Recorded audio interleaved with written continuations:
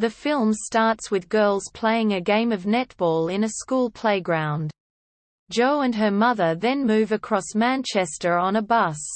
The story is set in a run-down, post-industrial area of Salford. Jo, Rita Tushingham, is a 17-year-old schoolgirl with a self-centered, promiscuous, alcoholic mother, Helen. Dora Bryan. The two of them frequently argue, and rarely stay in one home for long, since the mother runs up rent arrears, and is either evicted, or elects to abandon the property without settling any debts. As they move into a shabby new flat, a young black sailor called Jimmy, Paul Danquois, sees Jo struggling with her suitcases and gives her some help. Helen brings a new man home after a night in the pub, but her love life is curtailed because she has to share a bed with Jo. A while later, Jo badly grazes her knee in a fall as she is walking home from school.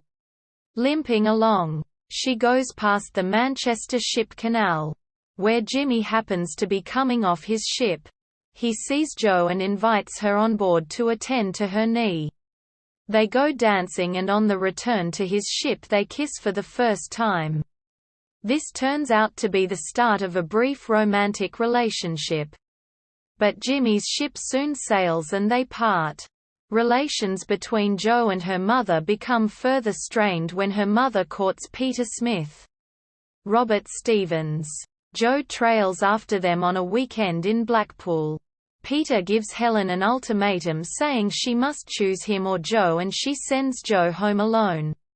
Helen remarries and moves to a suburban bungalow with Peter and leaves Jo to fend for herself.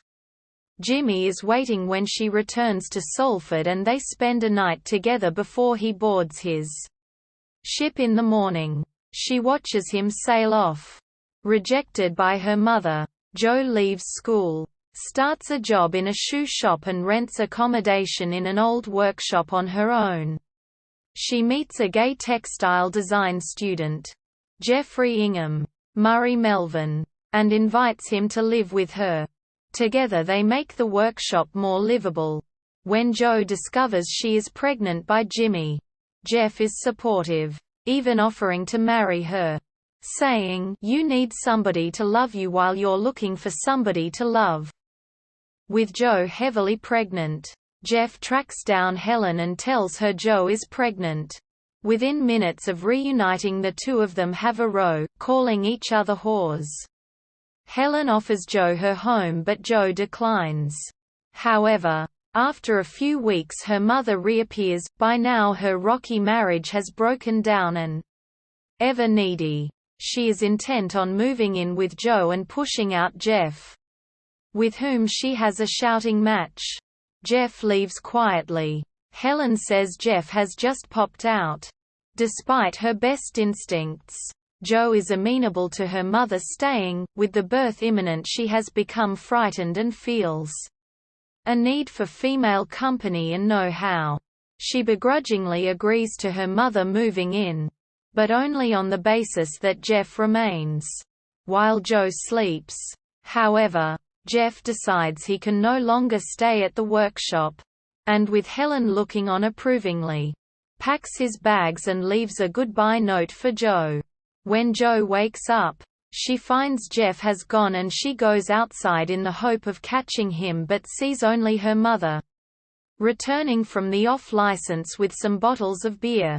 Jeff is seen hiding in the shadows beneath the stairs. He is hoping to have a chance to talk to Jo alone. But, seeing Helen returning, he is crestfallen and walks off. The film ends with Jo standing in the street watching a group of children singing "The Big Ship Sails on the Alley Alley-O." And because it is bonfire night, a small child gives her a sparkler.